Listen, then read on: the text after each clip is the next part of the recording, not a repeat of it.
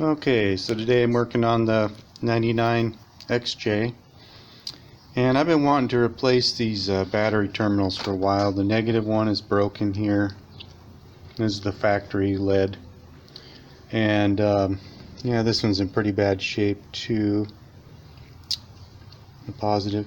And I've been thinking about this for a while, and I don't like the clamp style because you got two wires going in there, and it's really hard to get two wires into the clamp style. So I found these, and there's a lot of videos on these, so I figured I'd give this a try. So these are Duralast from Autozone, and let's see, trying to find a part number on there. Oh yeah, this is the negative DL705, and then the positive is a DL704. So the way I'll put this on there is this one will go, like that, and then this one will go, like that. So I'll get some Allen wrenches and some tools and get this all prepped and see how this works.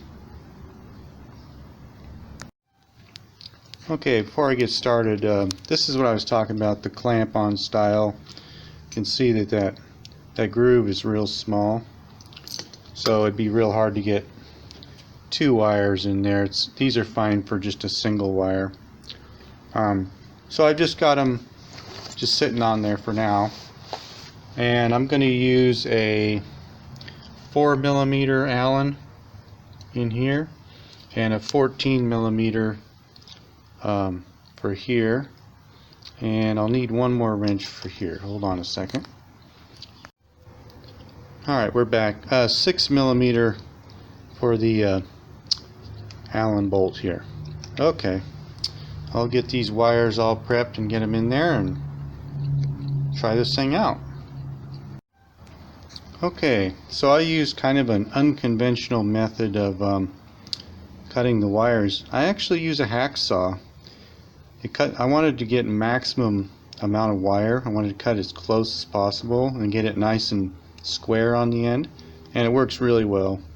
So I used a hacksaw, and then what I do is I put the wires into just shove them in there with the insulation on. I took a Sharpie and I marked where it sticks out, and then I'll go ahead and cut the insulation just inside the black lines.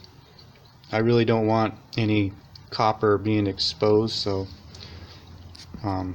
yeah, that's how I'm going to do that. Same thing on the negative side.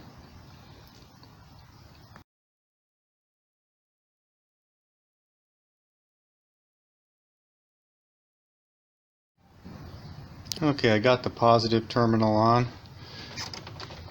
It's pretty good. Nothing sticking out there. I wanted to pause a minute and talk a little bit about using the proper tools and the proper procedure for working on a car or a battery. I've watched a few videos where people will use big 12-inch adjustable wrenches to do jobs like this. Take the time to get the proper wrenches like I mentioned earlier. You don't want to round off, the nuts.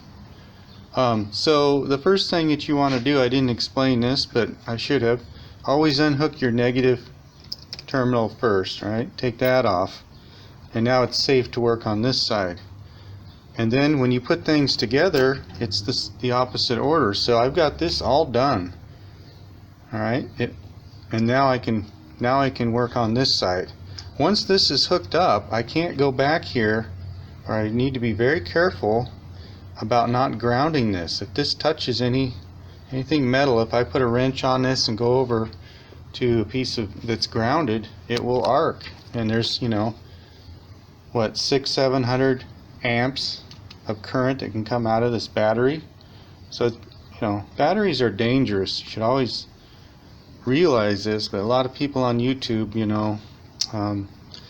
don't know, I don't think they realize how dangerous, they've got all these warnings, danger, poison, and there's no sparks, no smoking, because these caps will vent, and you can have gases coming out that can ignite. So if you arc this, not only can you get injured from the arc, but the battery could explode. That can really happen. So negative side off first, then this side's safe to work on.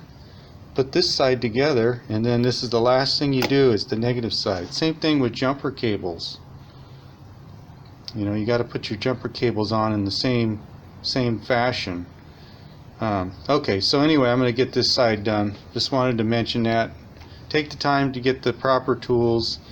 It's one thing if you're broke down alongside the road and that's, you know, you only have an adjustable wrench, but when you're in your shop or whatever, hopefully you have the proper tools. I mean, you can even buy a cheap set, you don't need snap-on, but get the proper tools before you start the job. Okay, I want to talk a little bit about stripping the insulation off. So I mentioned that you should always use the proper tool. Well, I don't have a stripper this big, so I have to use the improper tool, which is my ancient pocket knife. So if you're going to use a pocket knife to do this, just be real careful not to nick the wires. So you want to go real slow. You know, just, I use a sawing action, just kind of back and forth, just real slow. And then as soon as you feel it hit that copper, you should be going real light. And as soon as it hits the copper, you stop and just kind of move to another area. And then once you got it almost cut all the way around, then just start bending the wire, and that insulation will break away. And you want to try to not cut any of the strands if at all possible, because you want maximum current to go to your starter. So yeah, so it's always good to have a nice clean job there. So just go slow and be careful. Okay, we got the job all completed. I think the last thing I'm going to do is make sure that I have in my tool set for the vehicle all the tools needed if these were to come loose out on the road. Make sure I've got the Allen wrenches here and here, and then the 14mm for here. But everything so far looks good. I'm pretty happy with it. Yeah, not too bad. This one here had, because I had to put it down so low, I couldn't get the box on here, so I had to use the open end and then tighten the Allen bolt. I kind of wish they would have made this longer nut. But other than that, works pretty well. Okay, we'll see how this works. I think it's definitely better than it was.